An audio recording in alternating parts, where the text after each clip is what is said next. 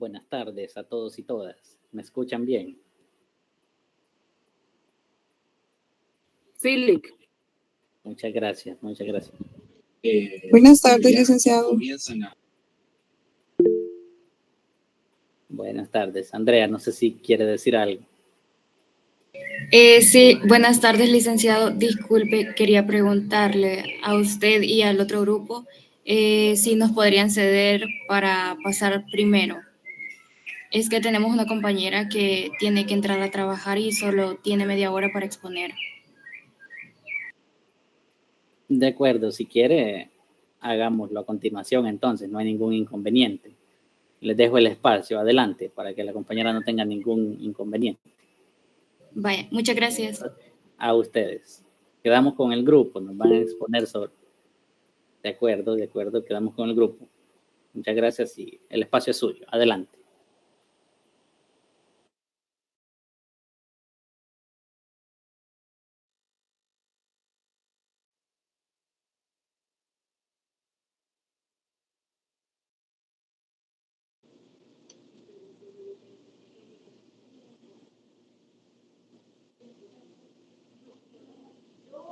Bien, no sé si se me escucha, licenciado, buenas tardes.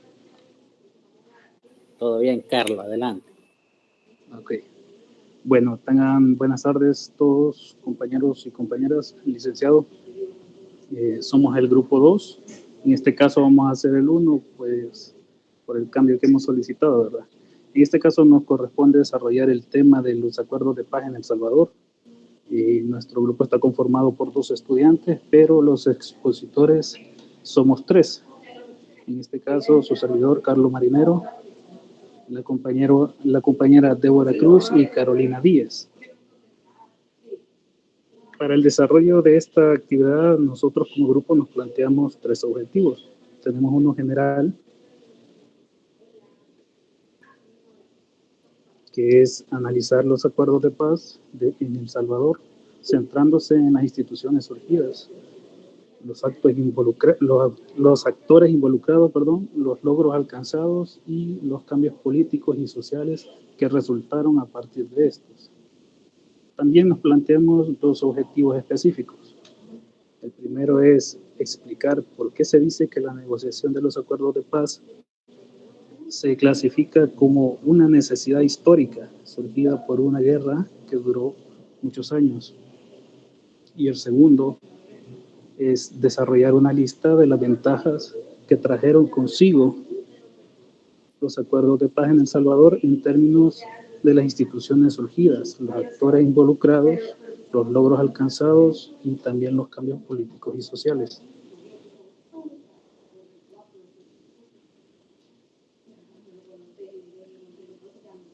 La siguiente lámina, por favor.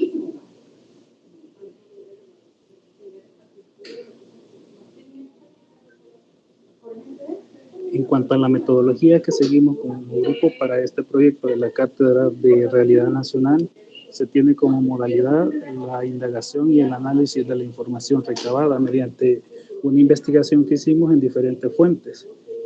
Entre estas figuran revistas digitales en las que se encontró información sobre la Organización de las Naciones Unidas, o como la ONU, como la conocemos todos, y el proceso de paz en El Salvador. También se abordó información en sitios web como uno que se llama DPLF, que esto significa Fundación para el Debido Proceso. DPLF fue fundada en 1996 por el profesor Thomas Bergestel, creo que así se pronuncia, y sus colegas de la Comisión de la Verdad para El Salvador. Yo creo que más de alguno habrá escuchado ya sobre esta comisión. Esto fue promovido también por la ONU, quien tenía la convicción de que los derechos humanos solo podían ser garantizados por judicaturas nacionales fuertes y que éstas fueran independientes. Y otra fuente, ¿verdad? Como la televisora Telesur, que también espero que ya hayan escuchado sobre esa, que es una televisora de allá de Sudamérica, específicamente de Venezuela, y que tiene una línea editorial marcada de izquierda. Bueno, pero el caso que nos ocupa ahora, los acuerdos de paz. Estos surgen como un tan esperado desenlace de una historia larga de sufrimiento que duró 12 años, que inició oficialmente el 10 de marzo de 1981, cuando el Frente Farabundo Martí para la Liberación Nacional, o el FMLN como lo conocemos, anunció su ofensiva general en contra del Estado salvadoreño. Este conflicto dejó a su paso más de 70.000 fallecidos y 8.000 desaparecidos aproximadamente entre 1980 y 1992. Esto como producto de todos los enfrentamientos que hubieron entre el ejército de El Salvador y las fuerzas revolucionarias. Es importante también mencionar que la toma de las armas es la culminación violenta de una historia de abusos que hubo durante toda, digamos, desde mucho más atrás, desde cuando empezó el conflicto, por parte del aparato estatal, que siempre fue controlado no solo por militares, sino también por una clase acaudalada. Se trata de un contexto de la historia salvadoreña donde todos los golpes de estados militares estaban a la orden del día y los grupos económicos, aquellos que siempre concentraban la riqueza, eran participantes activos en cada una de las decisiones que se tomaban. Otra de las condiciones en las que se encontraba sumergida la población salvadoreña para ese entonces y que fueron parte de los motivos del por qué surgió el conflicto armado en El Salvador, era la falta de transparencia y la confianza en los resultados electorales, la violación a los derechos humanos y la limitación del ejercicio de las libertades ciudadanas. Y pues eso era la cotidianidad del país, ¿verdad? Y cuando hablamos de libertades ciudadanas, pues por mencionar una, podemos decir la libertad de asociación, ¿verdad? Es bien sabido que en este país, en ese tiempo, tener libertad de asociación era que casi un crimen, porque esta ponía en peligro el capital y el poder que se tenía entre el capital y el brazo armado de este, que era pues el ejército salvadoreño. Esta situación en realidad se profundizó en los años 70, cuando se produjo una manipulación de los procesos electorales que desembocó en una represión violenta a los movimientos populares de ese entonces. En este contexto surgieron los grupos armados clandestinos que luego conformaron lo que hoy conocemos como el Frente Farabundo Martí para la Liberación Nacional, o el FMLN, como partido, pues que sabemos que después del conflicto hubo participación en elecciones y al fin pues llegó al poder, se mantuvo 2 periodos y pues ahora ya no tiene incidencia, por ejemplo, en la Asamblea Legislativa, ya no hay. Un ejemplo de estas organizaciones que surgieron y que conformaron al final el FMLN, un ejemplo de esto puede ser la FPL, que son las Fuerzas Populares de Liberación, y su fundador es Cayetano Carpio, que es bastante mencionado en la literatura, porque ese es otro aspecto que tenemos la suerte de que en este contexto del conflicto armado hay bastante literatura que nosotros podemos encontrar en el que nos podemos dar cuenta cómo han sucedido todos los procesos desde sus inicios hasta que finalizó en los acuerdos de paz, ¿verdad? Y todavía después con las instituciones que tenían que formarse según los acuerdos que se habían tomado. Acuerdos de paz se produjeron como una necesidad de cambio de la realidad nacional salvadoreña. Para que esto se dieran, se acordaron una serie de condiciones necesarias.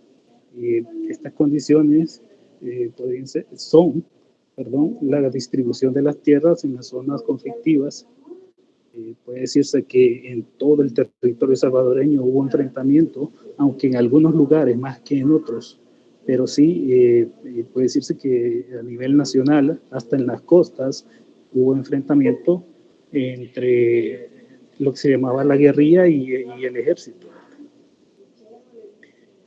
Otro de los puntos acordados era el acceso de los trabajadores a la propiedad y a la empresa privada, que sabíamos que en este caso la propiedad era una de las banderas del por qué se dio este conflicto. Pues la gente, acuérdense que no tenía la misma capacidad o no tenían la misma oportunidad de acceder, en este caso, a la empresa o a la propiedad como la conocemos, y mucho menos a la política.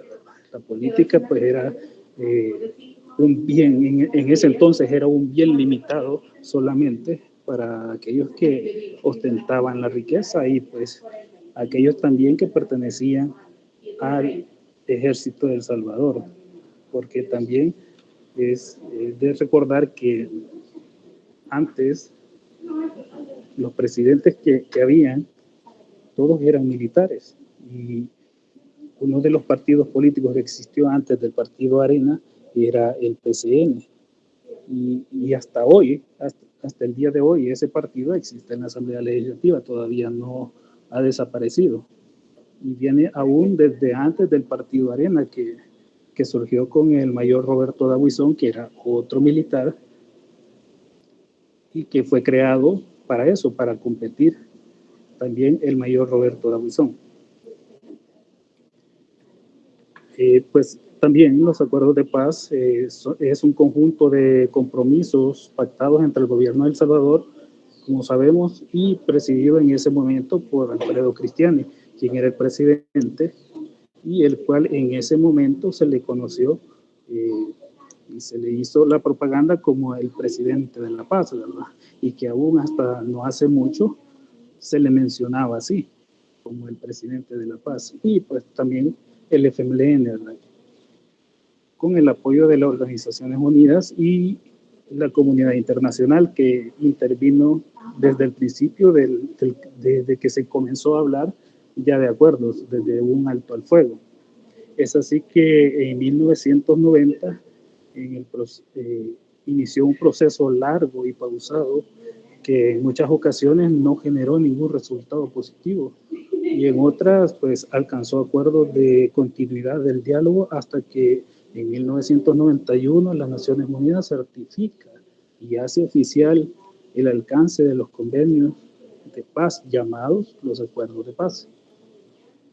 Y es así que el 16 de enero de 1992 en el castillo de Chapultepec, en Ciudad de México, se alcanzó la firma de esos tan anhelados acuerdos de paz. El acuerdo de Chapultepec, con su considerable carga de reformas institucionales y construcción de nuevas instituciones democráticas, constituía en ese momento nada menos que un proyecto de reingeniería del Estado, de lo que significaba el Estado en ese entonces para el pueblo salvadoreño, porque si algo se necesitaba es que el Estado protegiera al pueblo salvadoreño y que el pueblo tuviera acceso también a él. Y pues esto significaba una labor de años y pues no de poco tiempo, como de meses. Ahora pasarán mis compañeras a continuar con la exposición de las instituciones surgidas. Buenas tardes a todos. Los acuerdos de paz implicaron reformas constitucionales, legislativas y también la creación de nuevas instituciones, tales como la Policía Nacional Civil, el Organismo de Inteligencia del Estado, el Tribunal Supremo Electoral, la Procuraduría para la Defensa de los Derechos Humanos. Siguiente. También se establecieron entidades y mecanismos provisionales con la participación de agencias externas y también actores de la sociedad civil. Y esto para verificar la implementación de los compromisos de los partidos y para también dar un seguimiento a asuntos pendientes y sin resolver durante los acuerdos de paz. Ejemplos de estas entidades son la Comisión de la Verdad, que formada por las Naciones Unidas para aclarar jurídicamente hechos suscitados durante la guerra, la Comisión Ad Hoc, COPAS, que este fue uno de los mecanismos de verificación de cumplimiento durante los acuerdos, el Foro de Concertación Económico y Social, y otro de estas entidades fue el FMLN, como partido político reconocido luego de ser considerado un grupo beligerante. La Comisión de la Verdad fue creada para operar después de celebrados los acuerdos de paz y fue el responsable de establecer las bases para poder superar la impunidad a las violaciones de los derechos humanos. Y su misión fue investigar hechos de violencias ocurridos desde 1980 y establecer criterios para poder depurar y reducir las Fuerzas Armadas respectivamente. Y fue creada durante el proceso de México. Y en los documentos de Chapultepec se le asignó el trabajo de poder esclarecer y superar todo señalamiento de impunidad de oficiales de la Fuerza Armada, especialmente donde se estuviera comprometido con los derechos humanos. Con la Comisión Ad Hoc también fue generada en el Acuerdo de México y fue ratificada en los acuerdos de Chapultepec.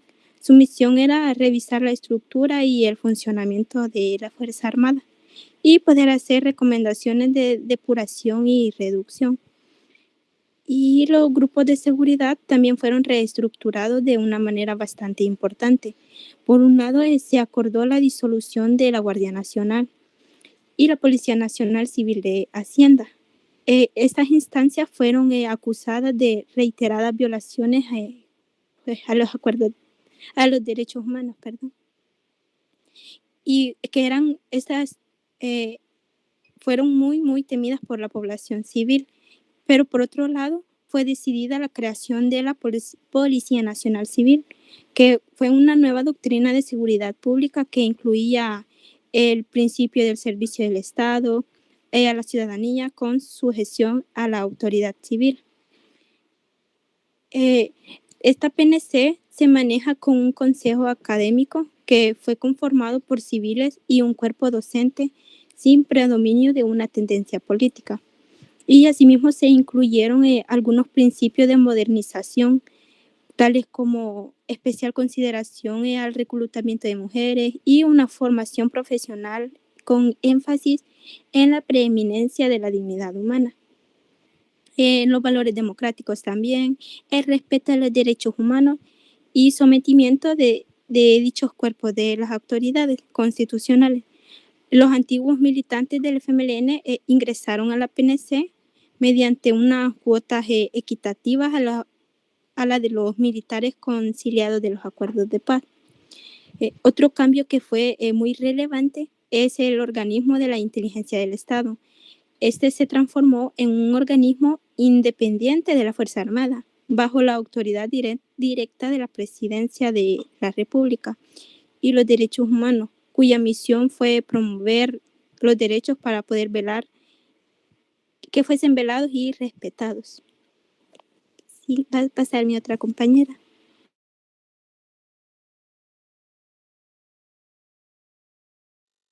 Buenas tardes. Esta tarde yo les voy a hablar sobre los actores. Los principales actores fueron el gobierno de El Salvador, el Frente Farabundo Martí y la ONU, que es conocida como la Organización de las Naciones Unidas. Pero también tenemos otro actor aparte de esos, quien fue el que lideraba la presidencia en esas fechas, que Alfredo Cristiani, quien también fue quien desempeñó un papel central en los acuerdos de paz, ya que él daría fin a la guerra civil del país, ya que él demostró disposición al diálogo. Es ahí donde se abre paso a negociaciones entre el gobierno y la guerrilla. Esto da como problemas que no se llegaban a acuerdos de paz y no eran firmados, ya que se presentaban problemas como, por ejemplo, el número de crecimiento de víctimas. La dificultad,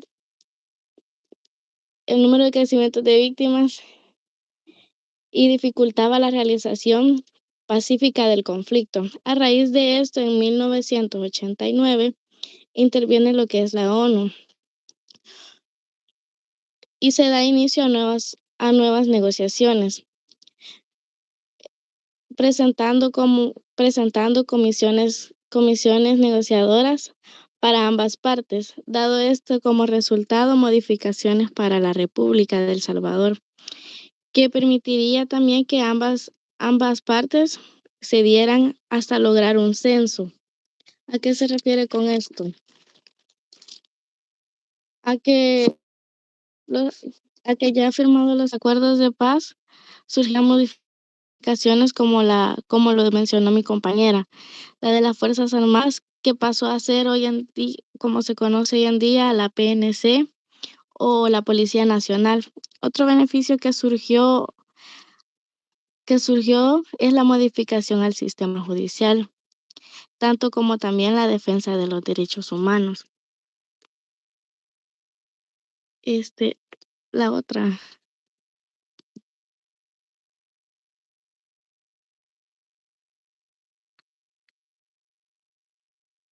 Los logros que se lograron, ya firmados los acuerdos de paz, fue el C del juego definitivo.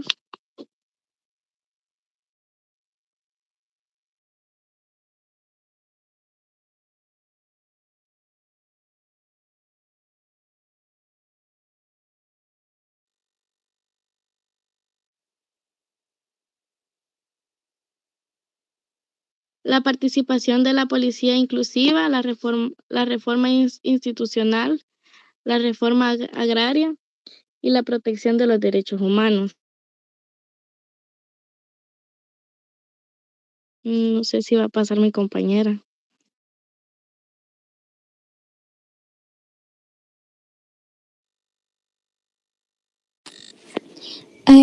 Como ya dijimos, los acuerdos de paz se pudieron formar nuevas instituciones, reformas, pero también generó muchos cambios. Los acuerdos de paz se convirtieron en una necesidad bastante histórica, ya que para ese entonces se pedía a gritos un cambio en el país. Se encontraba en una situación de tantísima violencia de derechos humanos que era incontrolable, que con los años esta fue llamada formas delincuenciales de espanto y se puso fin a estos conflictos y enfrentamientos armados gracias al diálogo y las negociaciones. Estos acuerdos de paz trajeron consigo diversos cambios en la sociedad y en la política del país. Por ejemplo, estas reformas que a continuación les menciono.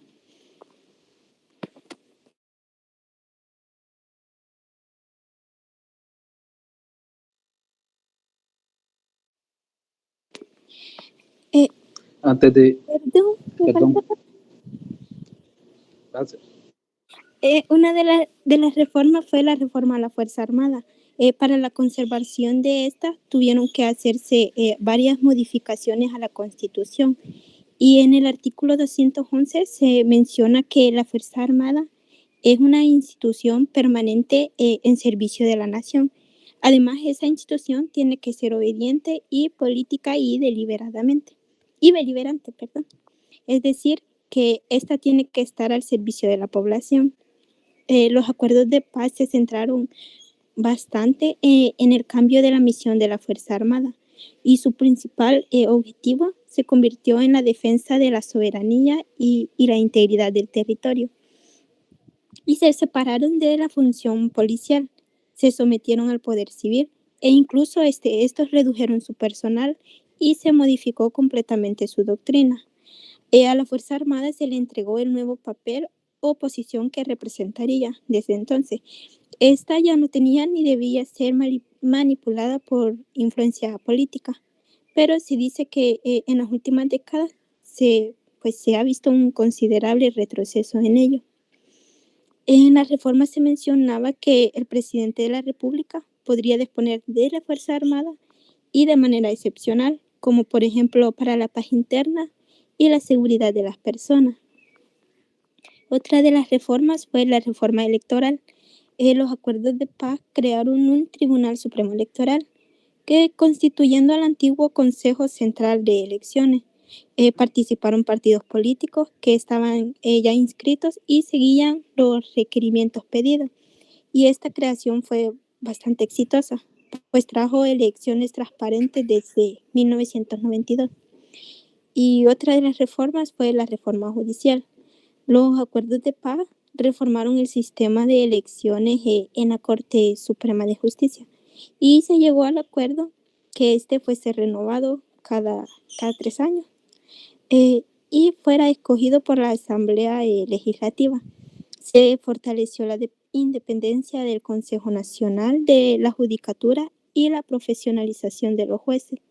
Y finalmente se decidió el poder asignarle al sistema de justicia un 6% del presupuesto político. Solamente. Gracias.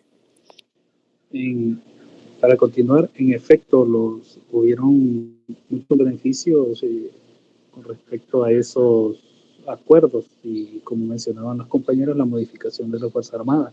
Uno de los aspectos importantes de este acuerdo es la depuración de la Fuerza Armada, lo que se contrapone también con la creación de la Policía Nacional Civil, porque si leemos en la historia, cuando se creó la Policía Nacional Civil, mucha gente depurada de la Fuerza Armada vino a tomar estos puestos de trabajo. En la modificación en este caso también la modificación del sistema electoral, pues todos conocemos la realidad, que los partidos políticos que en ese momento se encontraban en el poder, pues se repartían las instituciones y el Tribunal Supremo Electoral era una de ellas, también la Corte de Cuentas de la República y así. Entonces, a partir de los acuerdos de paz, en papel y en la creación de las instituciones se ve bien, pero ya viendo el trasfondo de todo, realmente si se cumplieron a cabalidad o no los acuerdos de paz, pues hoy por hoy se sabe de que no en su totalidad. Tomando en cuenta todos estos matices del conflicto salvadoreño en la historia, hemos llegado a 3 conclusiones. La primera es que el impacto de los acuerdos de paz en El Salvador, que se firmó el 16 de enero de 1992, representan un hito histórico al poner fin a más de una década de conflicto armado salvadoreño. Estos acuerdos no solo frenaron la violencia, sino que también sentaron las bases para una sociedad más inclusiva en muchos aspectos, y al procurar y garantizar la participación política de los combatientes del FMLN en este caso y otras fuerzas políticas también. La otra conclusión en la que hemos llegado es que los acuerdos de paz no solo implicaron un cese al fuego, sino también una serie de reformas institucionales destinadas a fortalecer la democracia y proteger los derechos humanos en El Salvador. Estas reformas incluyeron la creación de nuevas instituciones, como le hemos mencionado, como la Policía Nacional Civil y la Procuraduría para la Defensa de los Derechos Humanos, así como medidas también para investigar y sancionar violaciones a los derechos humanos cometidos durante el conflicto armado, que en la actualidad todavía los estamos viendo si nos concentramos en la información que sale de los tribunales. La tercera conclusión a la que hemos llegado como grupo es que, considerando que El Salvador y su población en general requerían buscar mecanismos que ayudaran a solventar la violencia surgida en ambos bandos en ese momento, fue necesario llegar a concretar un acuerdo para la solución del conflicto armado y así negociar aquello que ayudara y beneficiar a la población que al final de todo era la afectada, pues, entre los grupos. Con base en lo antes mencionado, podemos concluir que ambos bandos en pugna no querían ponerle fin, exceptuando algunos personajes que ya por cuestiones de índole personal o por otras razones buscaban un fin razonable pues a esta problemática. Y ya como una conclusión y a manera de reflexión final, pues debemos entender que los conflictos de este tipo, y como fue el salvadoreño, que aunque han habido muchos más en la región, fue único, y en el momento en el que se produjeron estos acuerdos y ya se solidificaron, digamos, pues marca un hito en la historia, y de hecho así lo conoció el mundo entero, porque si nosotros buscamos información, en muchos países del mundo salió noticias en los periódicos que al fin se había alcanzado la paz en El Salvador. Entonces, también debemos entender que estos procesos casi nunca son inmediatos, siempre llevan tiempo. Han habido muchos casos en los que pues se da una guerra, digamos, civil, así como nosotros la tuvimos aquí, aunque muchos le llaman guerra de guerrillas, pero en otros países ha sido mucho más corta y tal vez por algunas causas un tanto distintas, pero la causa que primaba en el conflicto salvadoreño era pues principalmente la desigualdad. Esa ha sido nuestra exposición. Les agradecemos su atención.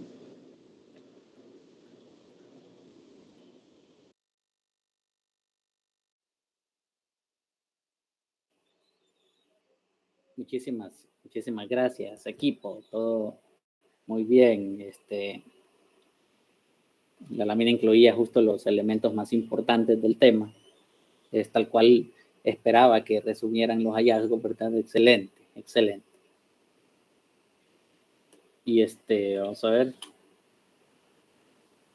si conviene ampliar respecto al tema, sería con algunos elementos de análisis que no necesariamente el grupo los iba a investigar, debido a que el tema, la información en sí en torno a los acuerdos de paz del Salvador ya es demasiado extensa como para ubicarlo en una dinámica latinoamericana. Sin embargo, conviene hacer esa acotación. ¿Cuál acotación? Que una de las premisas de este curso es que lo que ocurre en El Salvador siempre se enmarca en una dinámica latinoamericana, a veces influenciada por agentes totalmente externos de la región. Y los acuerdos de paz no es la excepción, ¿verdad? Estos acuerdos de paz se enmarcaron en un... Carlos, díganos. Perdón, no pretendía interrumpirle después de lo que iba a decir usted. Se me había olvidado que le iba a mencionar que les iba a recomendar un libro si querían saber, porque entiendo que pues de los compañeros hay muchos que somos nuevos en la universidad y pues hay otros que ya son de segundo año. Entonces hay un libro muy bonito que lo hacen de forma narrativa y se llama El día menos pensado. Supongo que usted ya lo conocerá, licenciado, y pues se lo recomiendo. Está muy bonito saber cómo se desarrolla y cómo se llega a hacer comunidad entre los combatientes en ese entonces del FMLN. Solamente. Gracias.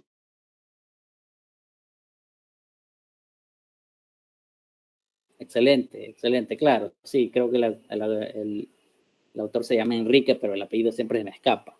Y de acuerdo, gracias, Carlos. Sí, lo que estaba diciendo es que el proceso, los acuerdos de paz, se enmarca en una dinámica latinoamericana. Todo lo que ocurre en El Salvador, usted tiene que enmarcarlo en una dinámica latinoamericana. Ahí lo más seguro es que aquí nada comienza, ¿verdad? Sino que aquí la tendencia se sigue. Lo más bueno que hayas sabido que ha ocurrido en El Salvador ha sido parte de una tendencia latinoamericana, influenciada por actores externos. Puede ser Estados Unidos, puede ser algún país europeo, puede ser Rusia, cuestiones así.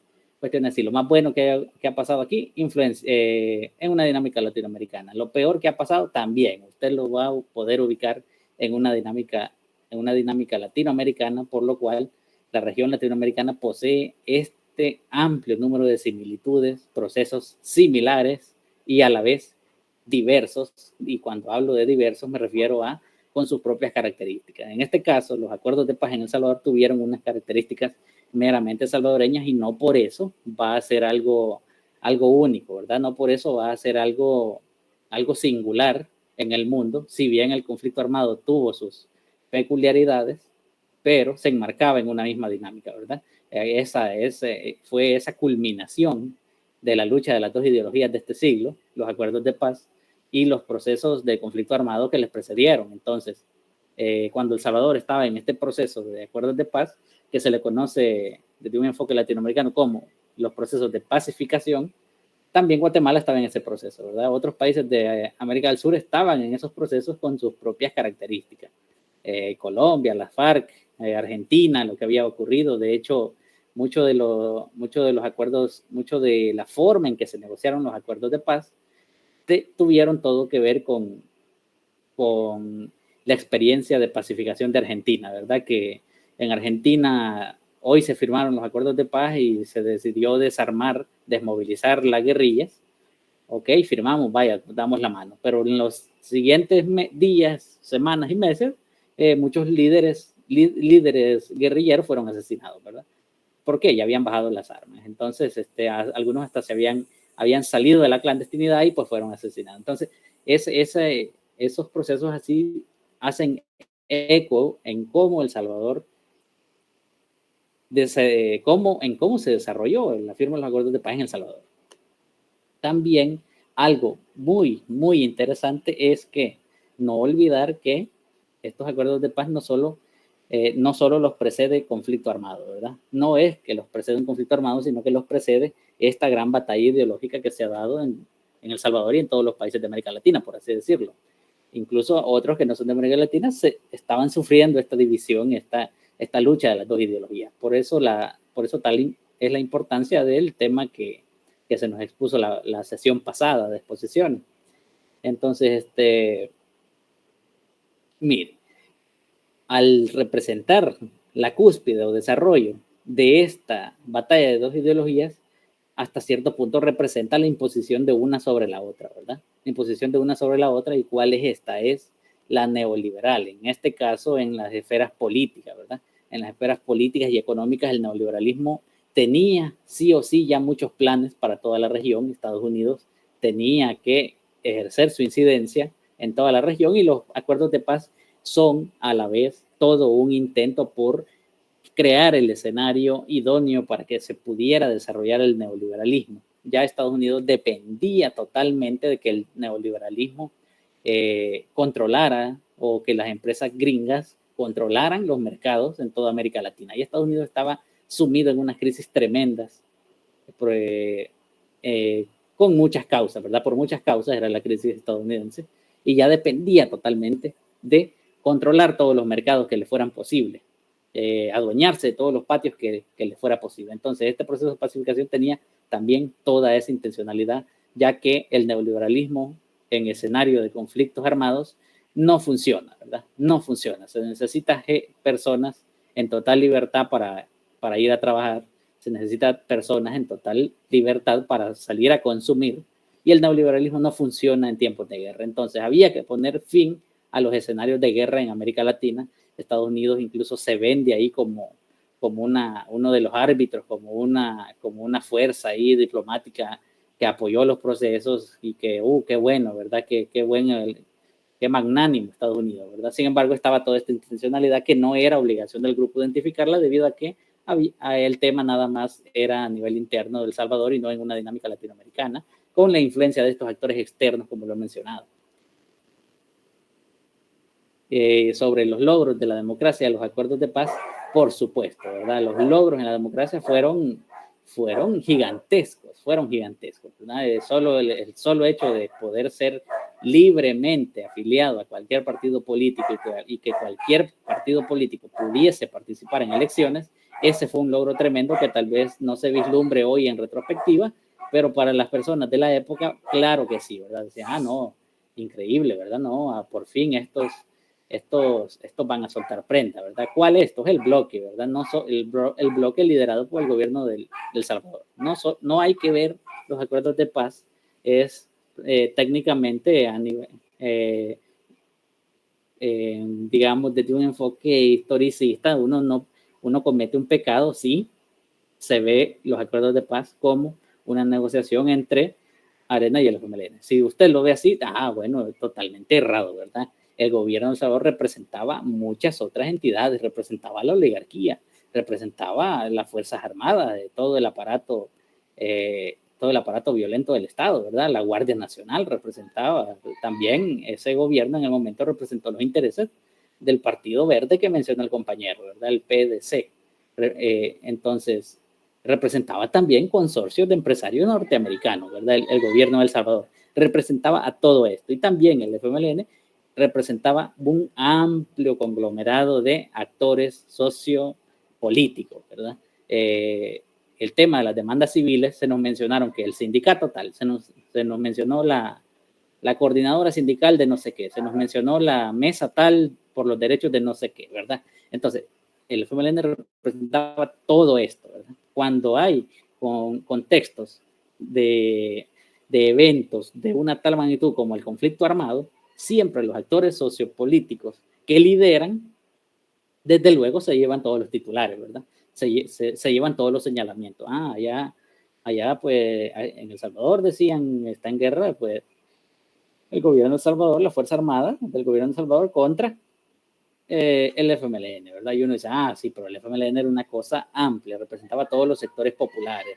Y el gobierno de El Salvador no solo representaba el gobierno de El Salvador, sino que también representaba otras instituciones paramilitares un poco bastante clandestinas, que también representaba el gobierno de El Salvador.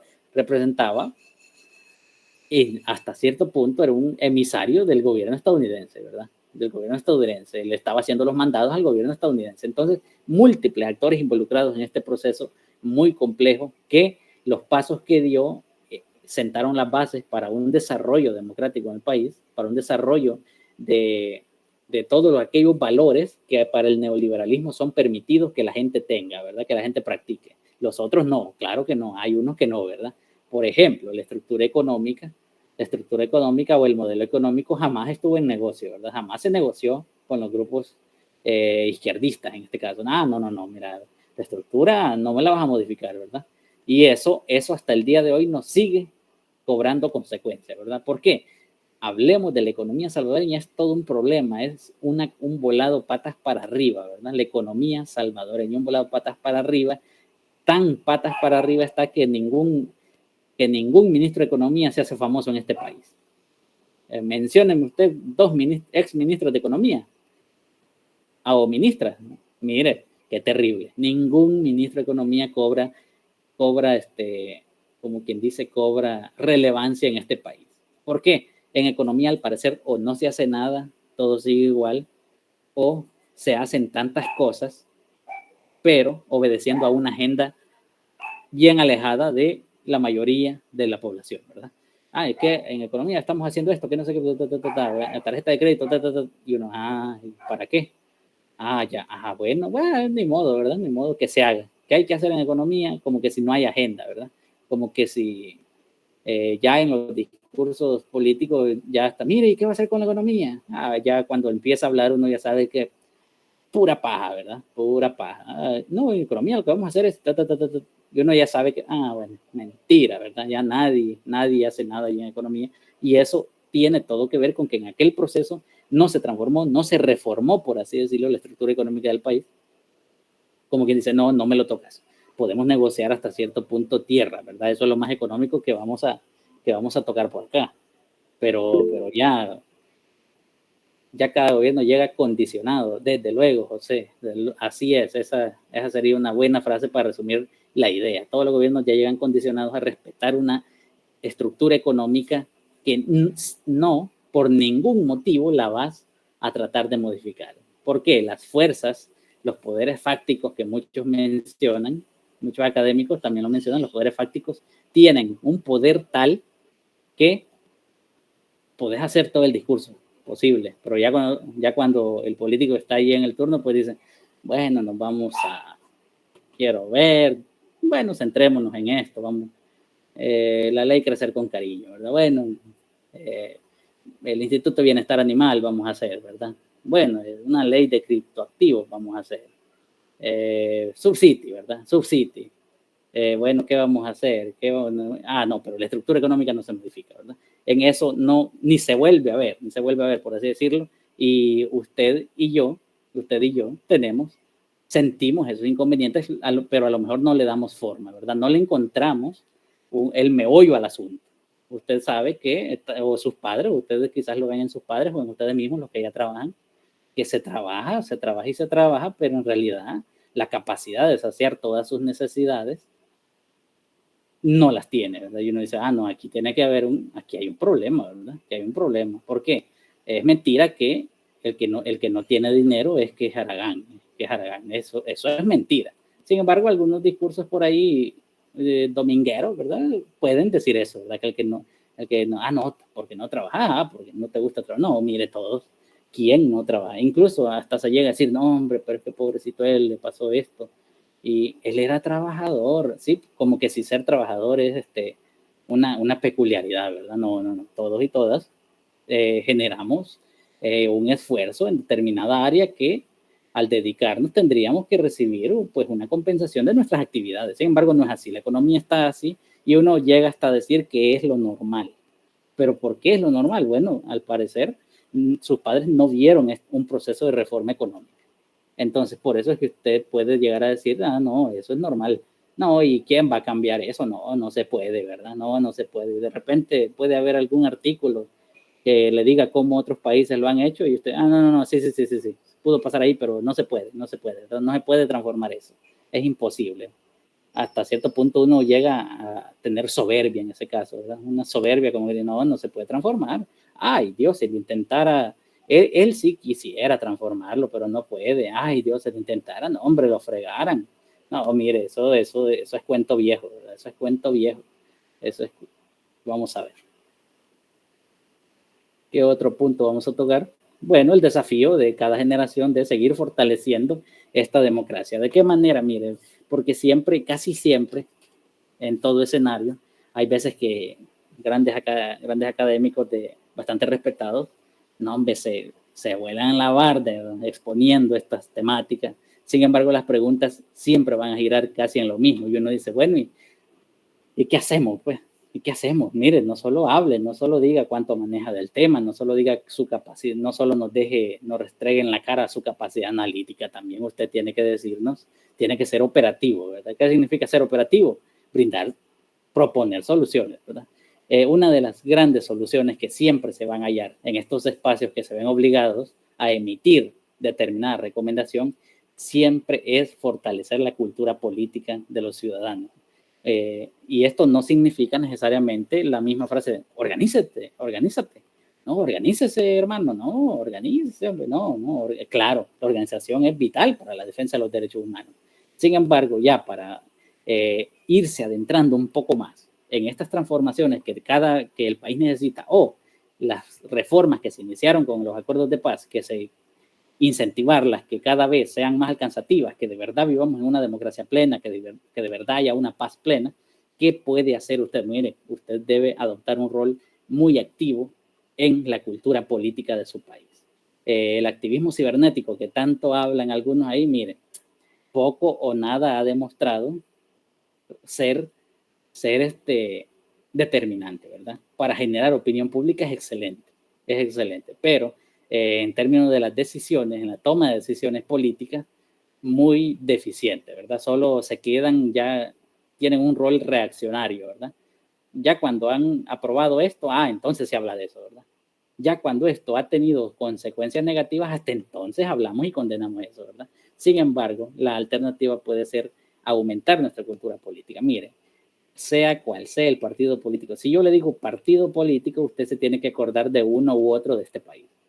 Sea cual sea, ese que primero se le viene a la mente, usted siéntase totalmente libre y sabiendo que está contribuyendo a la dinámica política de su país, siente totalmente libre de militar en un partido, pero no solo se quede siendo fanático, ¿verdad? Ser fanático de un partido político, ser fanático de un líder político, creo que es lo peor que puede hacer usted en esta vida, ¿verdad? Creo que es lo peorcito que puede hacer. Mire, milite en ese líder político que usted da fama, que usted considera que es intelectual, que usted considera que es aquello otro. No, en ese partido milite, ¿verdad? ¿Por qué? Usted sí es fanático de eso, pero le invito a militar. Ya militar es otra cosa muy diferente. Ya en la militancia usted se va a dar cuenta si esa estructura partidaria política es abierta democráticamente o no, ¿verdad? Si su opinión va a ser escuchada o no. Si su desempeño interno en esa estructura es valorizada o no, ¿verdad? Usted ahí lo va a ir viendo. Entonces ahí prácticamente usted se blinda ante los discursos políticos. Usted va a estar en la práctica, ¿verdad? Usted va a estar en la práctica. Usted tiene que militar. Usted inscríbase, vaya, afíliese y comience a militar. Y de repente va a dar cuenta, mira que sí, pues sí, yo me voy a inscribir, pero no sé, no me avisan de nada, ni un correo, ni un WhatsAppazo, como que si no están haciendo nada. Entonces, ¿qué? ¿Son partidos políticos? Sí, pues sí, pues afiliados. ¿Y qué pasa? ¿Y usted qué quería? ¿Eso quería? No, yo quería pues, comenzar a vender rostro. A mí me interesa la política, yo quiero llegar a ocupar algún cargo público en mi localidad, cuestiones así, ¿verdad? Usted se va a dar cuenta en sí cómo está la política. Si usted comienza a militar, sin embargo, si usted se trata de mantener al margen, eso es contraproducente. Eso es totalmente contraproducente. Podría ser una de las alternativas que podríamos recomendar. Entonces, vamos a ver el tema de los acuerdos de paz se expuso primero debido a la, digamos, ¿cómo se dice, hombre? Como que a la consideración que se le tuvo al grupo, ¿verdad? Que tenía que exponer primero por la compañera que iba a trabajar, que quizás ya está dándole con todo, ¿verdad? Entonces, ahora vamos a realizar en estos 3 minutos, créanme que lo vamos a hacer rápido, vamos a realizar en estos 3 minutos la primer rifa de los siguientes estudiantes que van a representar a su equipo de investigación. En este caso sería el tema del neoliberalismo en El Salvador y América Latina. Entonces vamos a ver.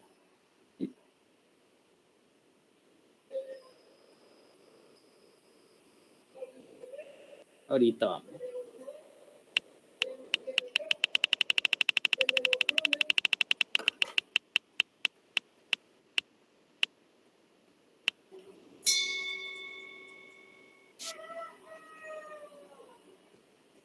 MM 04136. Está por acá.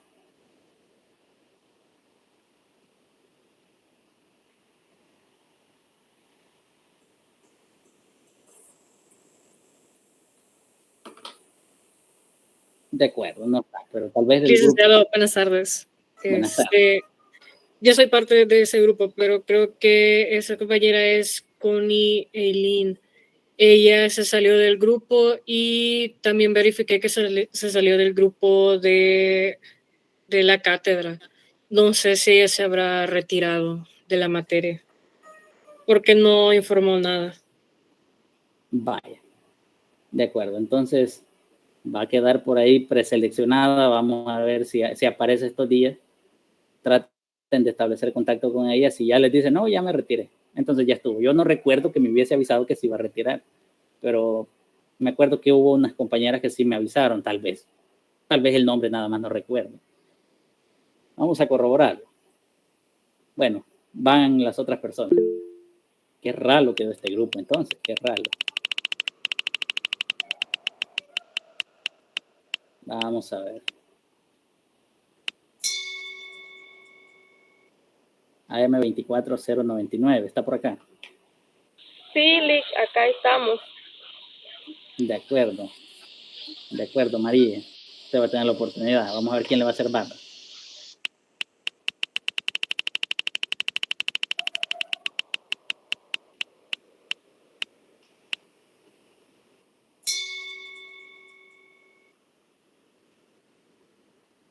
L12005, ¿está por acá? Sí, Lick, aquí estoy. De acuerdo, Yancy. ¿Quién va a ser la tercera persona? Vamos a ver.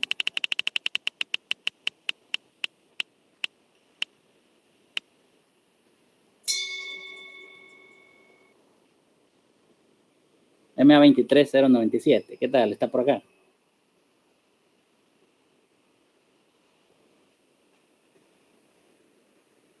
MA23097. Si no, pues le avisan por ahí.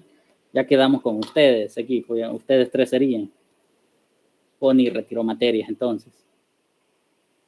De acuerdo.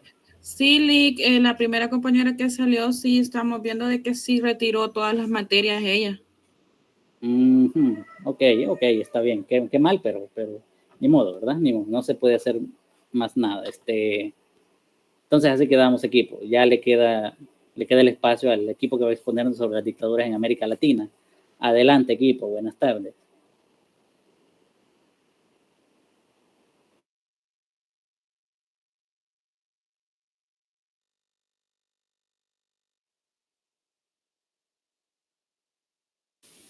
Muy bien. Muy buenas tardes, licenciados, compañeros presentes. Nosotros somos el grupo de las dictaduras en América Latina y El Salvador, ¿verdad? Y ahora vamos a hablar también los que vamos a exponer esta presentación, que seríamos Brenda Tolentino, Esperanza Oporto y su servidor Emilio Villalobos. Ahora vamos a hablar sobre el papel de Estados Unidos en estas dictaduras.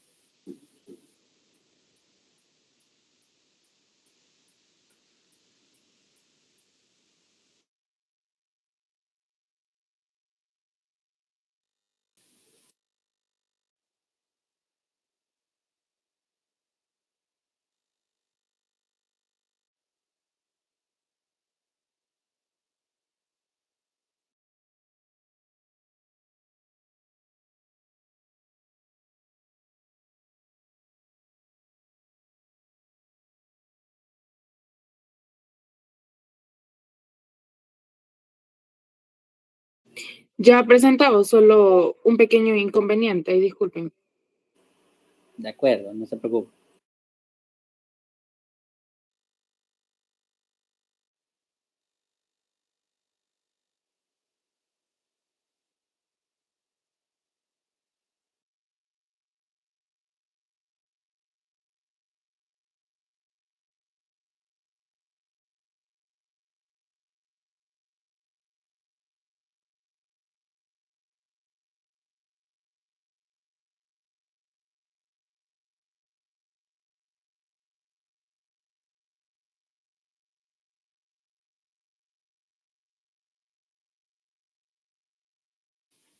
Muy bien.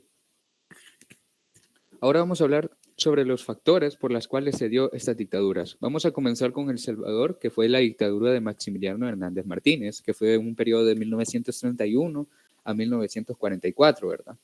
Para El Salvador, ser susceptible a tal gobierno militar no fue algo sorpresivo, ¿verdad? Ya que la situación del territorio no era un panorama favorable para la administración política que lo evidenciaba a través de la crisis como lo era en 1929, en el que ese país vivía y su pueblo.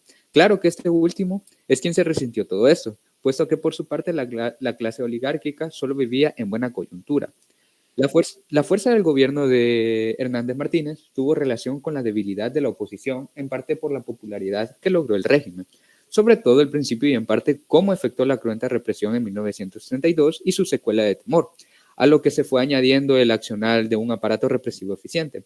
En todo el martinato, el pueblo vivió bajo el estado y sitio con una limitación de las libertades constitucionales, ¿verdad? Por ejemplo, la prensa gráfica, que fue sometida a una constante censura y se sometieron severas leyes para castigar a los críticos del gobierno. También a la Universidad Nacional de El Salvador, que le suspendió la autonomía durante largos periodos, mientras que el estudiantado estuvo sometido a una estricta vigilancia por la policía. Ahora vamos a hablar sobre Nicaragua. Anastasio Somoza García, que fueron 2 periodos, que fue en 1937 a 1947 y de 1950 a 1956. Anastasio Somoza García, ¿verdad? Director en jefe de la Guardia Nacional de Nicaragua, institución creada en 1927 por Estados Unidos para garantizar sus intereses en Nicaragua, por sobre de la rivalidad tradicional de los secretos oligárquicos locales, así como la dilatación directa de la intervención. Surgió este instrumento de fuerza somocista de denominación al pueblo nicaragüense. Tras la gran orquesta del asesinato de Sandino, 4 meses después de este, en una fiesta que le ofrecieron en la ciudad de Granada, en Nicaragua, Somoza por primera vez aceptó públicamente que le había dado las órdenes para matar a Sandino. conjuntamente dijo haber sido apoyado en todo momento por el ministro Lane, ya que éste apoyaba la candidatura presidencial. Y es sobre el asesinato del héroe de los Segovias, que empieza a levantar el poderío político, militar y económico de Somoza y su dinastía. Fue así como el 8 de diciembre de 1936 es electo presidente tras haber renunciado momentáneamente a la jefatura de la Guardia Nacional.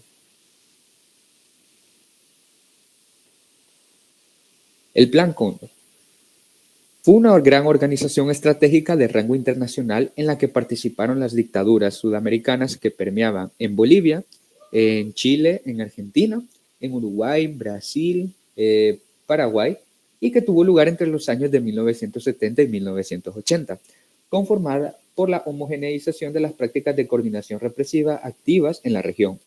Implicó la puesta a disposición de recursos humanos, materiales y técnicos entre las dictaduras, ¿verdad?, con la meta de poder facilitar la destrucción de sus opositores, fueron individuos o organizaciones. También tenía como fin de perseguir y eliminar a los activistas políticos, sociales y sindicales y estudiantiles de Argentina, Uruguay, Chile, Paraguay, Bolivia y Brasil.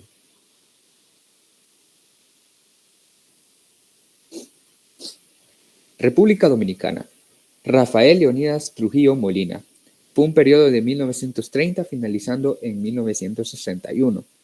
En 1918 ingresó a formar parte de la Guardia Nacional y acechó a los grupos de resistencia armada a la intervención, llamados gavilleros. A partir de ese momento tuvo una platórica ascensión en su carrera, que lo llevó a ser general de brigada y comandante de jefe del Ejército Nacional en 1928, junto con el acrecentamiento de su autoridad e influencia. Creció y su fortuna personal como resultado de las prácticas corruptas que desarrolló. Para 1930, Trujillo era uno de los hombres más ricos del país. Es así como el 16 de agosto de 1930, Trujillo tomó el poder de la República Dominicana para ese momento. El gobierno de Horacio Vázquez se encontraba con un profundo estado de desgaste político, inestable, con una historia de dictaduras, intervenciones extranjeras y disputas internas. El jefe del ejército conspiró para derrocarlo apañado de un movimiento supuestamente cívico encabezado por Rafael Estrella Ureña. La caída de Vázquez dio cabida a Trujillo que asistiera a las elecciones de marzo de 1930 y obtuviera la victoria por ser el único candidato, y fue así como el comienzo de un largo periodo de terror. Trujillo formó parte de una banda paramilitar conocida como la 42, que se dedicó a asesinar a todos sus opositores.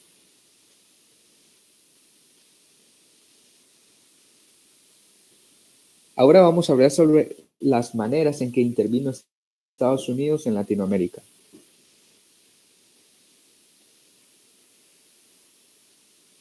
La intervención de Estados Unidos en El Salvador. En El Salvador se sabe que los emisarios norteamericanos en el país, Charles Curtis y Jefferson Coffee, intervinieron directamente en el periodo después del golpe de Araujo, para facilitar el reconocimiento de un nuevo gobierno para asegurarse que sus intereses en El Salvador. Curtis y Coffee apoyaron a favor de Martínez y nunca plantearon la legalidad del mandato de Araujo. Estados Unidos veía al gobierno de Hernández Martínez como un aliado, ¿verdad?, en la región, y proporcionaba también una asistencia financiera y militar en el país. Su relación con Estados Unidos no fue tan estrecha, pero como en otros países de América Latina durante ese periodo, y no hubo una intervención militar directa por parte de Estados Unidos en El Salvador durante ese mandato. En este mismo marco de alzamiento de campesinos de 1932, la intervención o ayuda, ¿verdad?, de Estados Unidos no fue una gran medida utilizada, pero no ocultó su simpatía y apoyo a Martínez, ya que se hicieron presentes por el temor de un lanzamiento comunista, enviando 3 barcos de guerra al puerto de Acajutla, 1 estadounidense y 2 canadienses, para poder ayudar a reprimir la rebelión. El jefe de operaciones militares de la zona, el general José Tomás Calderón, rechazó la ayuda, ya que, según nos comunicó, ya había liquidado y neutralizado a los bolcheviques.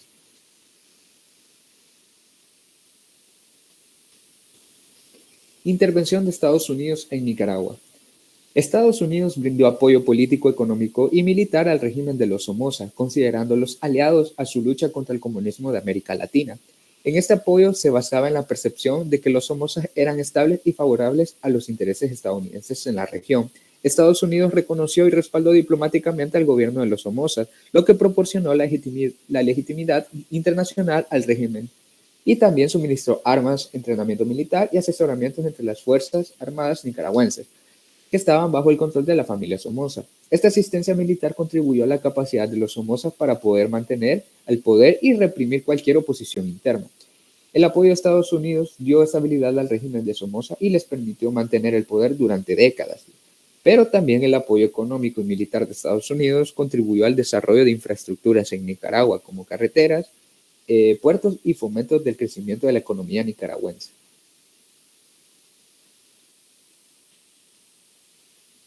Intervención de Estados Unidos en Plan Cóndor. Tras la Segunda Guerra Mundial, que terminó en 1945, Estados Unidos como la Unión Soviética, ambos buscaban pregonar obligatoriamente su modelo político al resto del mundo, con la excusa de querer evitar la expansión del comunismo soviético a toda costa y al precio que fuera durante la Guerra Fría. Estados Unidos tomó acción de intervenir en política latinoamericana de la época, suministrando armamento y dando apoyo activo a golpes de Estado para poder derrocar a los gobiernos de izquierda en América Latina, dando total apoyo a las dictaduras del momento. La Operación Cóndor se sumó a la represión de cada país y se basó en la doctrina de seguridad nacional de Estados Unidos con el periodo de guerra, que buscaba reencaminar a las dictaduras latinoamericanas a luchar contra los comunistas. El ya fallecido escritor inglés Christopher Hitchens, en su libro Juicio de Henry Kissinger, habla de la responsabilidad no solo del secretario de Estados Unidos, sino del involucramiento de los agentes del FBI. Todavía no ha sido demostrado en un juicio y los responsables lo niegan. Indudablemente es que un plan así solo era posible con el contexto de la Guerra Fría y el fervor anticomunista de los regímenes militares y Latinoamérica. Intervención de Estados Unidos en República Dominicana con la dictadura de Trujillo. Esto es conocido como los favoritos de los yanquis, debido a su estrecha relación con Estados Unidos durante gran parte de su gobierno, que duró en 1930 hasta su asesinato en 1961. Trujillo se establece en una República Dominicana que apenas 14 años antes había sido conquistada por los Estados Unidos. En mayo de 1916, su invasión de norteamericanos porque el Estado dominicano había violado la Convención, ¿verdad?, de 1907, que le otorgaba al imperialismo yanqui el control de las aduanas dominicanas. Las tropas de asalto sustituyeron fuerzas regulares del ejército dominicano. Las tropas yanquis rastrearon, apresaron, torturaron y asesinaron a miles de personas, fundamentalmente de las zonas rurales de este país. Cuando impusieron a la fuerza de los fusiles de cultivo masivo de caña de azúcar floreciente para la época, en 1965, Estados Unidos intervino militarmente en la República Dominicana con el objetivo de poder evitar una supuesta toma de poder comunista y proteger a los ciudadanos estadounidenses y de otros países en Latinoamérica. La intervención fue criticada tanto en América Latina como en Estados Unidos y se consideró una violación a la soberanía nacional de la República Dominicana. Sin embargo, muchos consideraron que la intervención como un éxito, ¿verdad?, ya que se lograron los 4 objetivos propuestos. Número 1 fue proteger a los ciudadanos estadounidenses y de otros países. Número 2 fue poder detener la violencia. Y número 3 fue impedir una posible toma de comunistas del poder. Y número 4, poder restaurar los procesos constitucionales para bien del pueblo dominicano.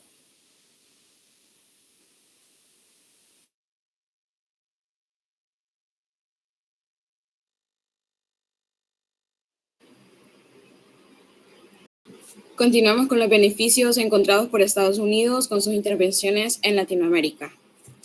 Es bien sabido que Estados Unidos nunca ha dado una ayuda solidaria a países que la necesitan como el nuestro. Es bien sabido que su ayuda nunca ha sido desinteresada. Las intervenciones de Estados Unidos en América Latina han permitido a este poder obtener diversos beneficios en términos económicos, geopolíticos y culturales, lo que ha fortalecido su posición como potencia mundial y le ha permitido mantener su influencia en la región. Continuamos con lo que es la creación de mercados. Sabemos que desde el siglo XIX y durante el siglo XX, Estados Unidos tejió una red de intervenciones en América Latina, movido por intereses económicos y geopolíticos. Esta estrategia le permitió establecer una posición dominante en la región, con un impacto profundo y duradero en las naciones latinoamericanas.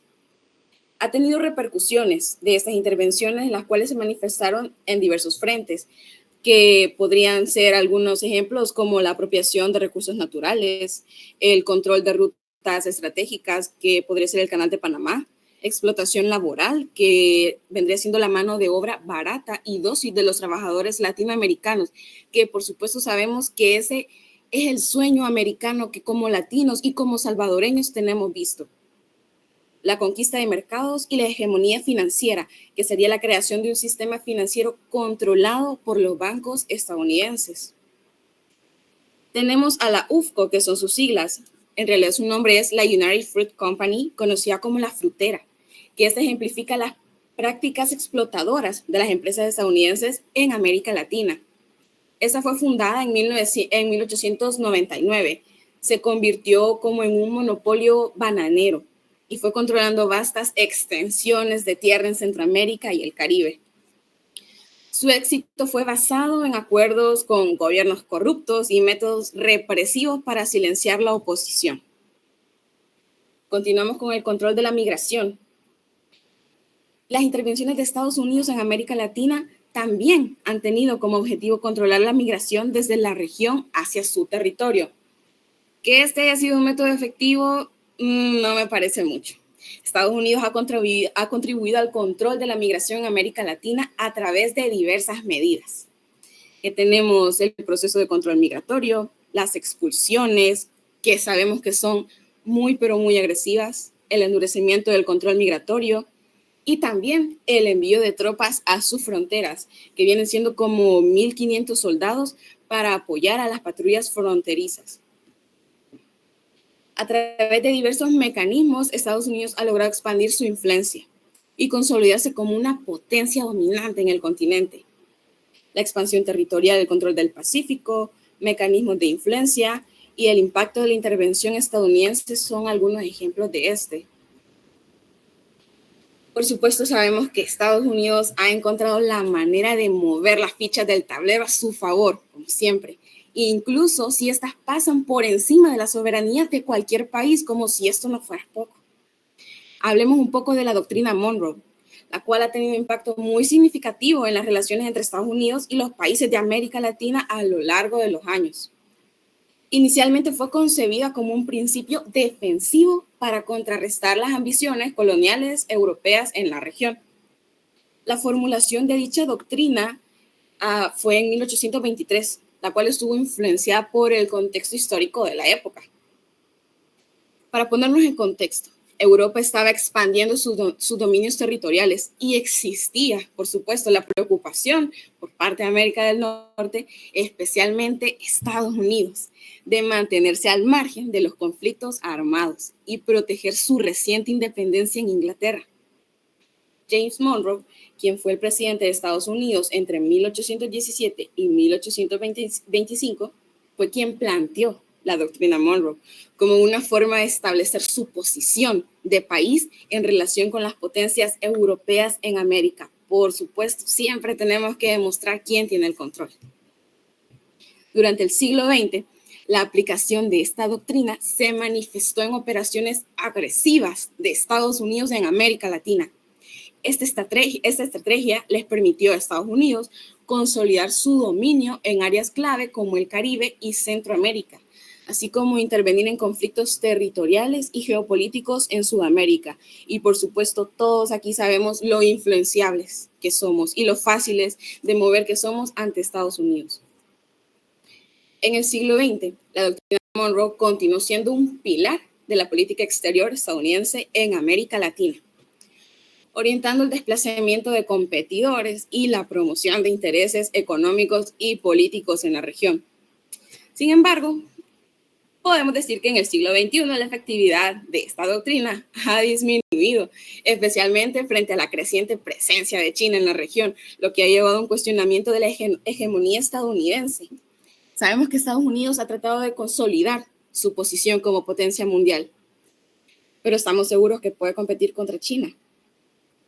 En el contexto de intervenciones en dictaduras de América Latina, Estados Unidos ha actuado bajo diferentes leyes y políticas a lo largo de la historia. Por supuesto, tenían que tener un as bajo la manga, algo que respaldara tan agresivas intervenciones donde no han sido llamados. Algunas de estas son la Ley de Asistencia Exterior, la Ley de Ayuda Exterior, la Doctrina de Seguridad Nacional, la Ley de Derechos Humanos y las resoluciones de organismos internacionales. tras la guerra hispanoamericana y el control estadounidense de Cuba y Puerto Rico, Estados Unidos buscaba consolidar su influencia en Centroamérica. El presidente de Nicaragua, José Santos Zelaya, era considerado como una figura antiimperialista que desafiaba los intereses estadounidenses. Estados Unidos utilizó el Tratado de Washington de 1907 para justificar su intervención en Nicaragua. Siempre tienen que estar tratando de justificarse donde no los han llamado. Se acusó a Zelaya de ser la principal causa de la intranquilidad en Centroamérica.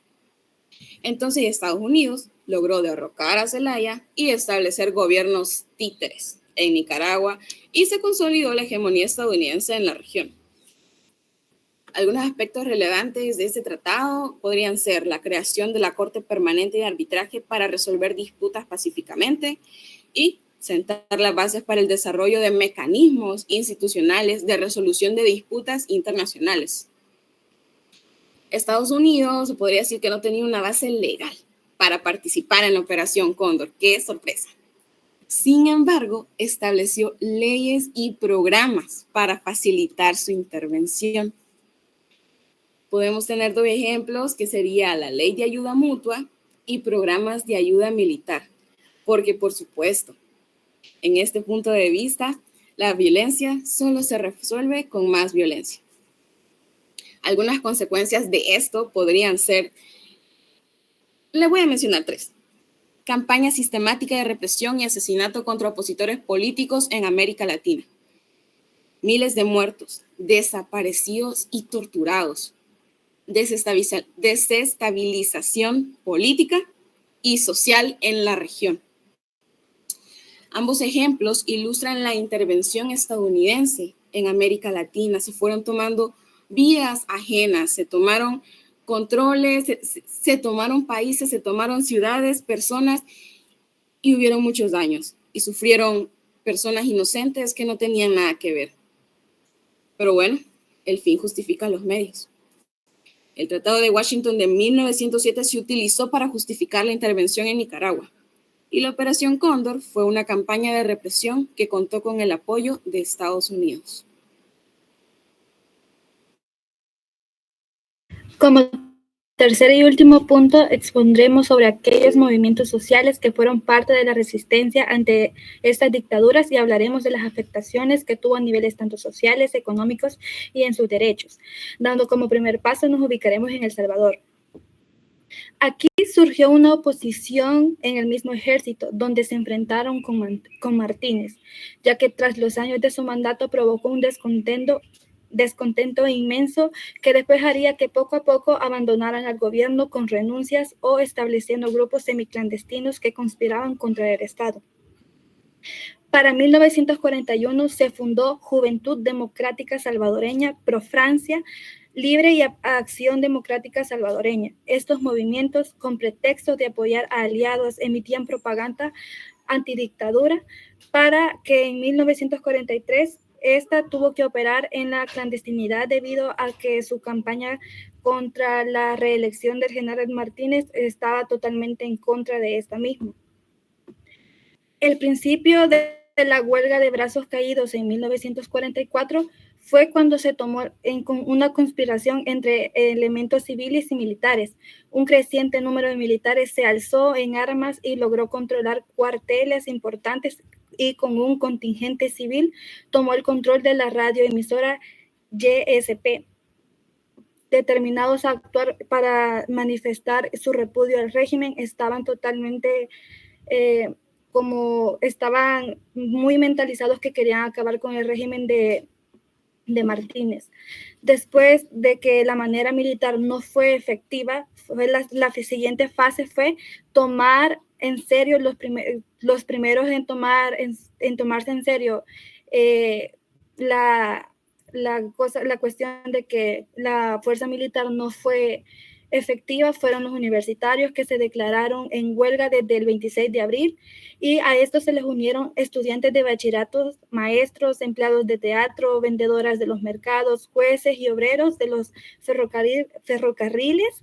Cierres de establecimiento se fueron extendiendo rápidamente y un buen número de trabajadores también se unieron a la huelga, ya que todos ellos se rehusaban a volver a sus labores mientras no se detuvieran los fusilamientos y no se encontrara una salida de la crisis con la renuncia del general Martínez. Y con éxito, varios grupos se organizaron para representar las demandas de los huelguistas. Tras intensas negociaciones con la muchedumbre en las calles de la capital, Hernández Martínez anunció su renuncia el 8 en la noche de ese mes.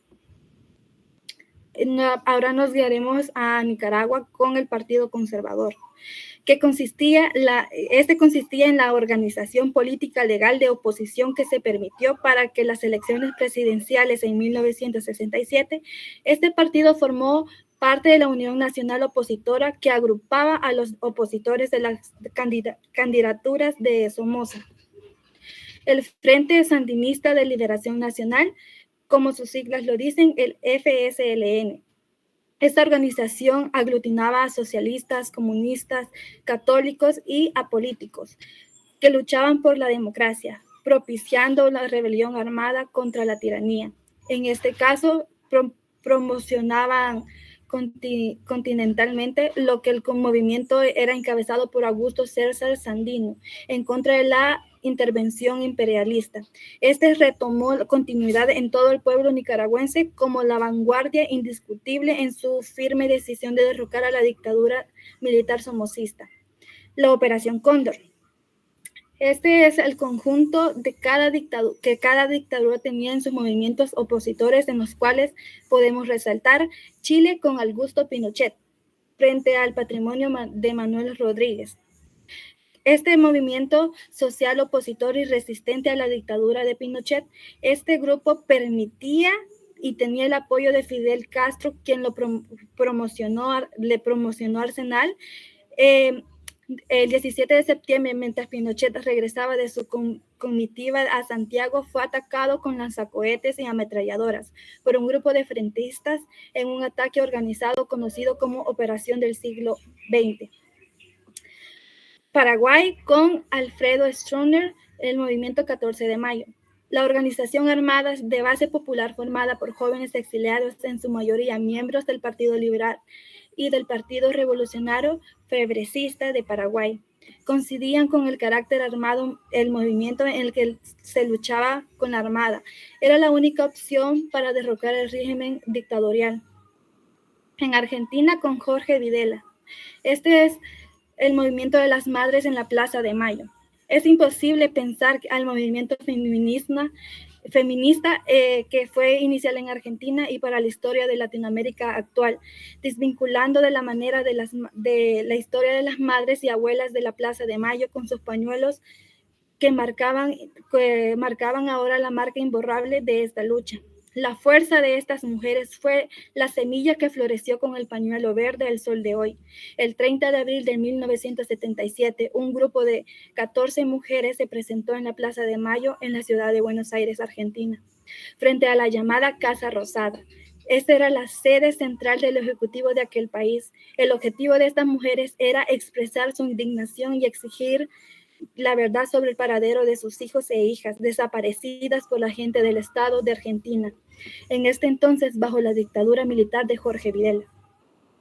La propuesta de la movilización del primer colectivo de las madres a la Plaza de Mayo surgió de la iniciativa de la señora Azucena Villaflor, quien después de que su hijo fuera secuestrado el 30 de noviembre de 1977, comenzó su búsqueda incansable.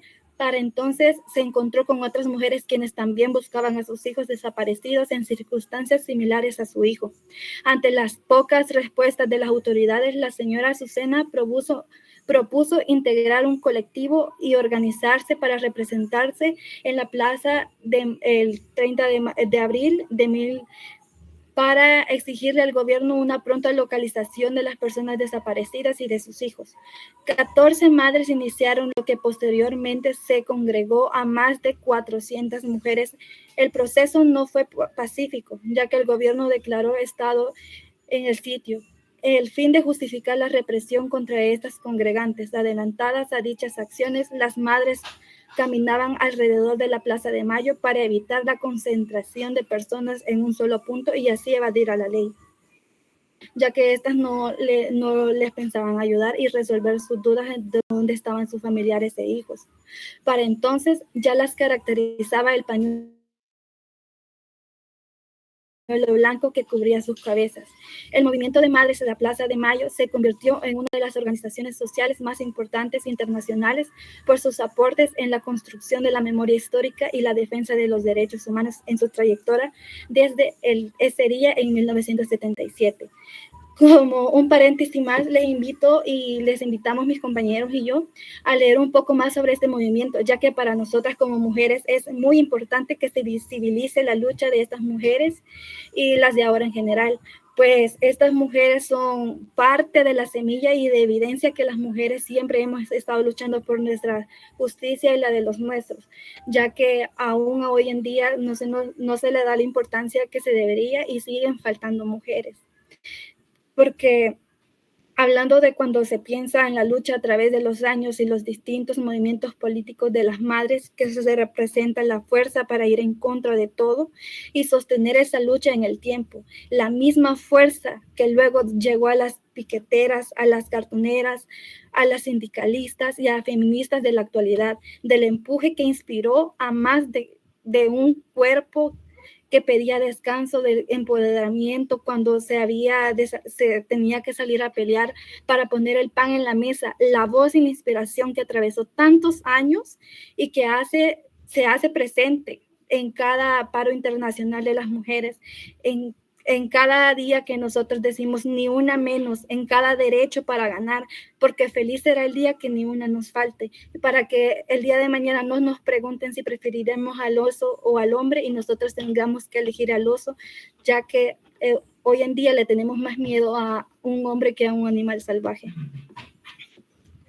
Retomando, nos ubicaremos en República Dominicana, con las hermanas Mirabal. Estas eran conocidas por el pueblo dominicano como las mariposas.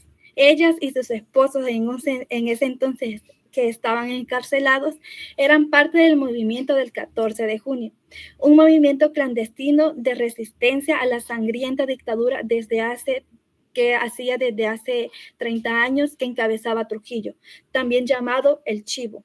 Y su repudio hacia su asesinato fue el principio del fin para su dictadura dominicana. Trujillo se consideraba uno de los tiranos más sangrientos de la historia de América Latina.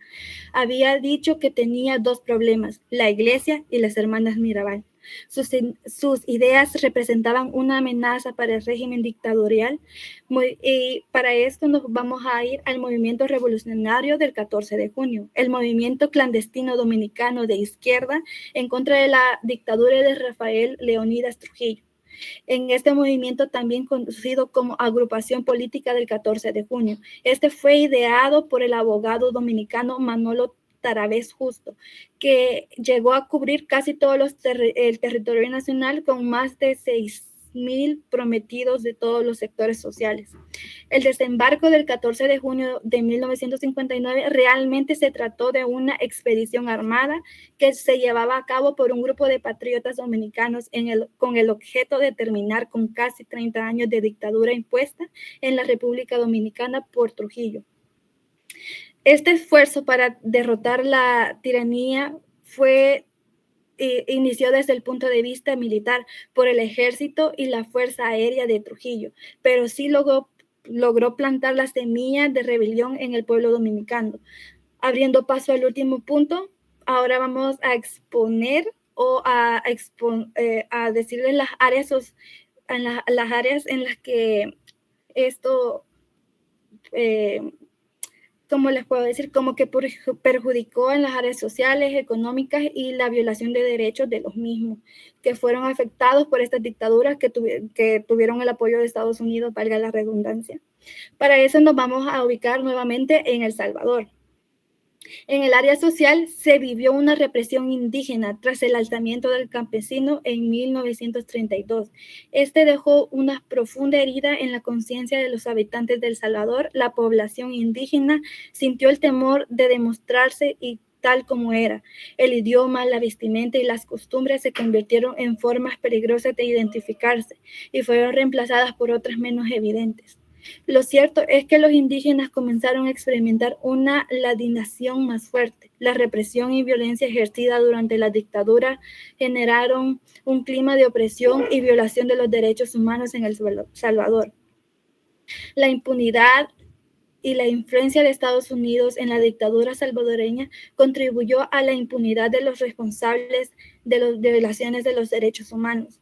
En el área de derechos, este impacto fue en la independencia judicial. Las intervenciones externas, como el apoyo de Estados Unidos a regímenes dominantes, tuvieron una impresión en la independencia judicial de El Salvador.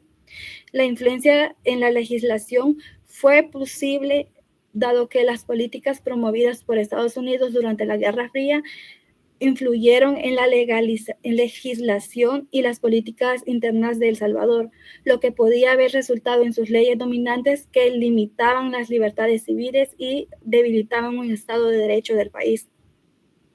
En el área económica, el impacto de la inversión extranjera fue la que más se vio afectada, porque por la presencia militar y política de Estados Unidos en El Salvador durante la dictadura pudo haber afectado la percepción de los inversionistas extranjeros sobre la estabilidad del país, teniendo un impacto negativo en la intervención extranjera directa y el desarrollo económico a largo plazo. En la dependencia económica, estrechó lazos económicos con Estados Unidos y esto influyó en acuerdos comerciales preferenciales y de una independencia significativa a la inversión extranjera, especialmente en los sectores tanto agrícola y el bananero. Ahora nos iremos a Nicaragua. En el área de los derechos, igual que en El Salvador, la impunidad y la violación de sus derechos, el apoyo de Estados Unidos a la dictadura de Somoza contribuyó a la impunidad de las violaciones de los derechos humanos cometidos por el gobierno nicaragüense. Las minorías, las medidas que tomaron afectaron a los derechos de los pueblos indígenas, comunidades afrodescendientes en Nicaragua. La situación en estas comunidades estuvo estrechamente ligada a nivel de exclusión, excepto a las clases altas de esa sociedad, generando con ello un obstáculo para su plena y efectiva libertad.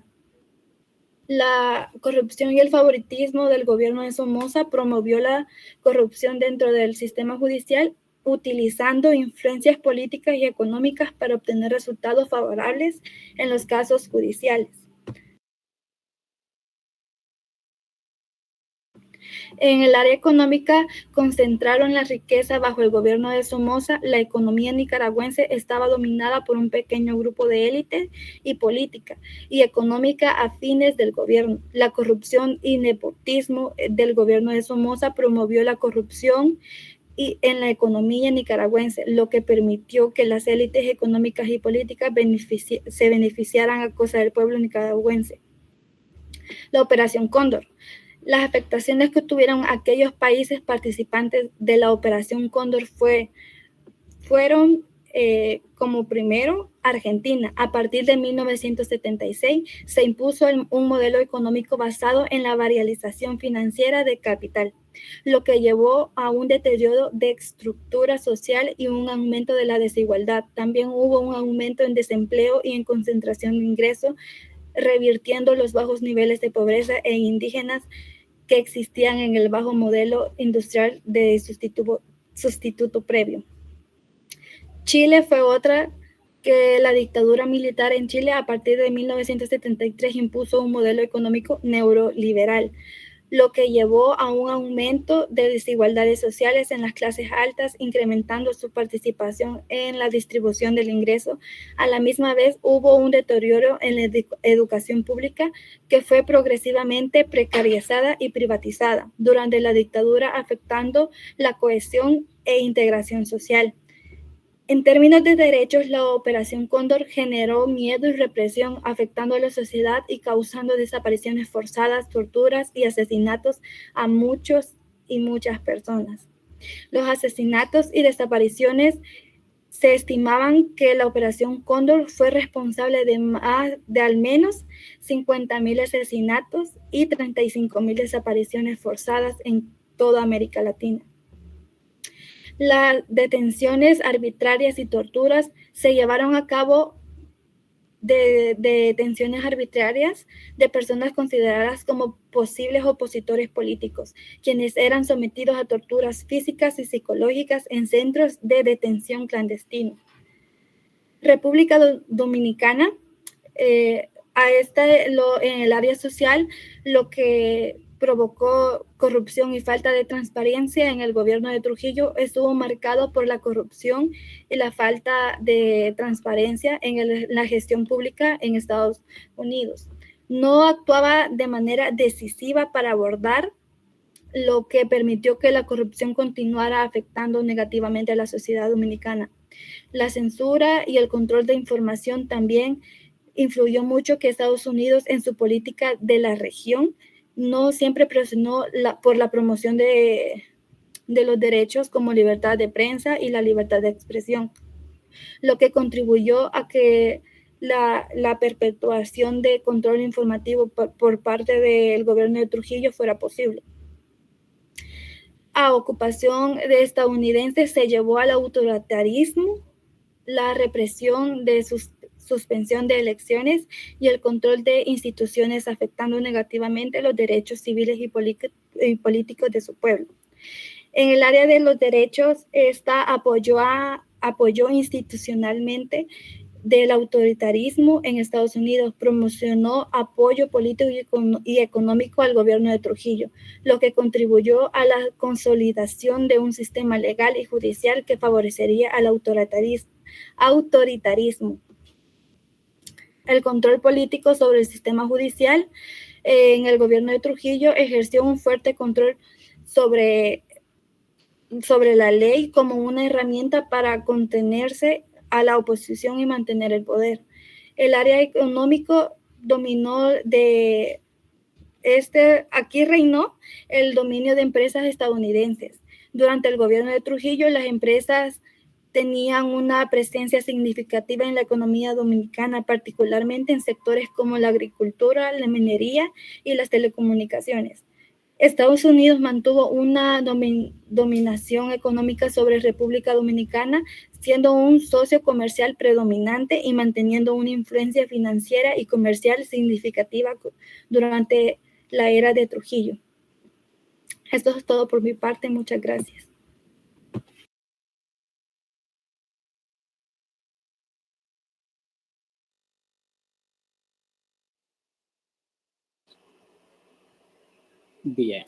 Bien, buenas tardes. Buenas tardes.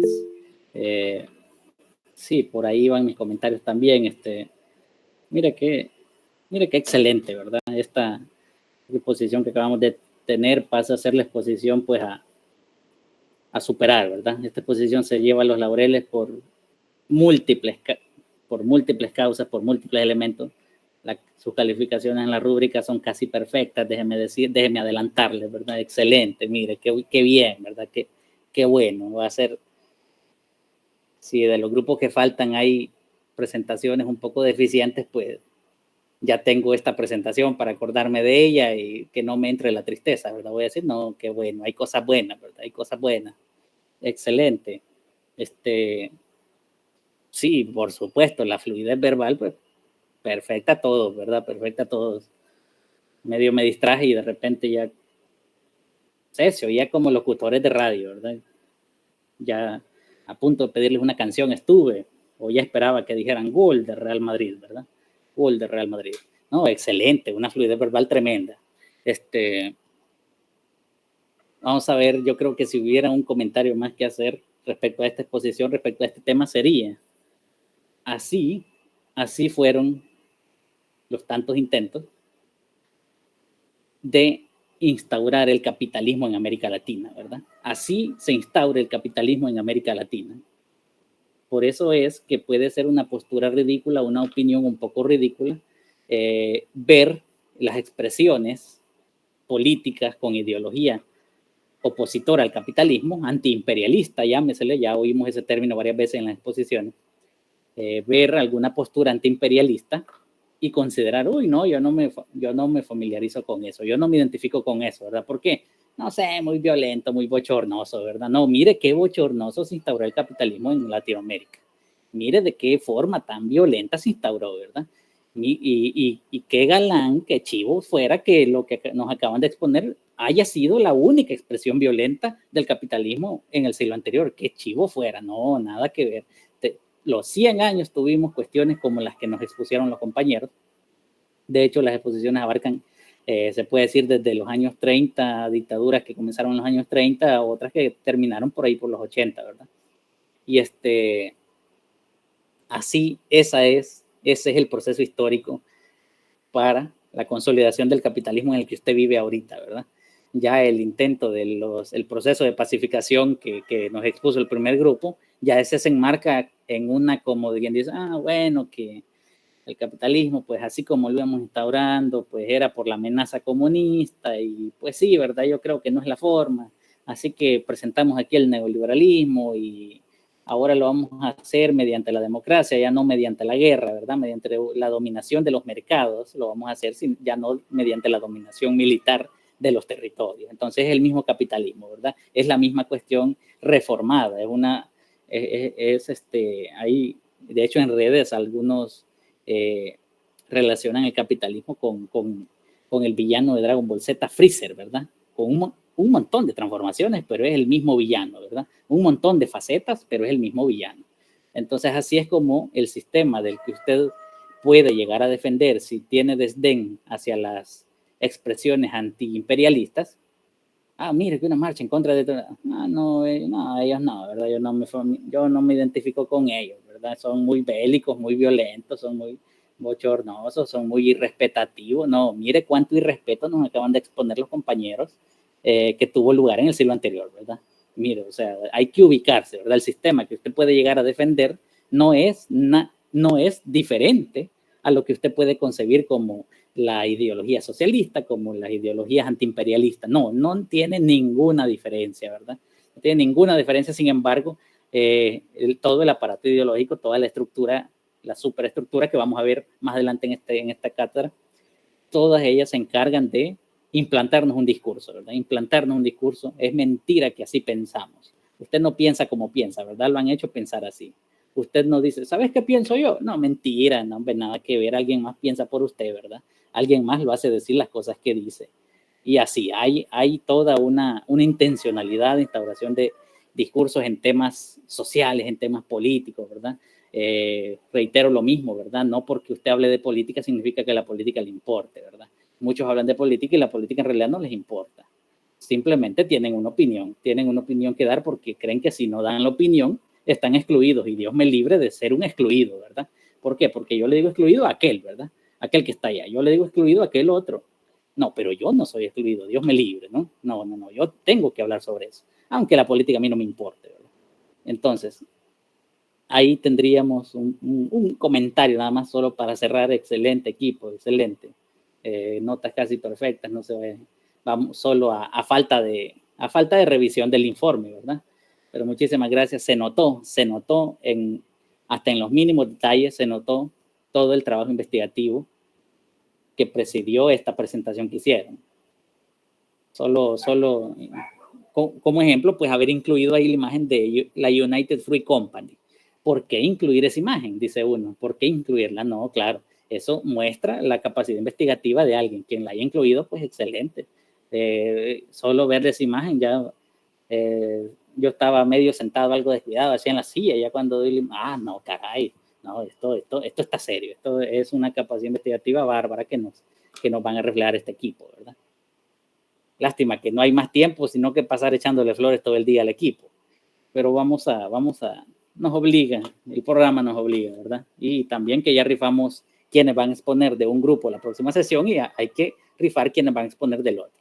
De este otro grupo creo que es el que habíamos acordado que solo vamos a elegir a 2 estudiantes de la ruleta,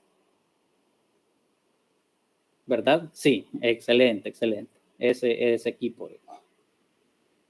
Solo a 2, ¿verdad? Vamos a ver. Causas estructurales de la violencia.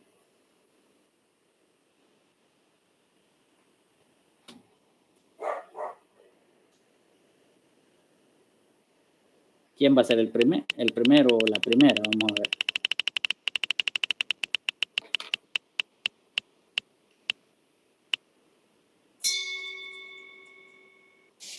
SM23031. ¿Está por acá? Sí, licenciado.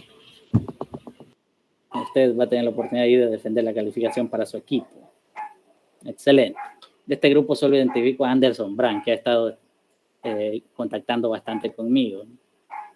Ya me iba a decidir unas 3 veces, lo iba a poner en esta ruleta para que exponga a Anderson, dije yo. Pero no es justo, dije yo, que solo aparezca una vez, sino que me daban ganas de triplicar. Y identifico bien su V, es BV.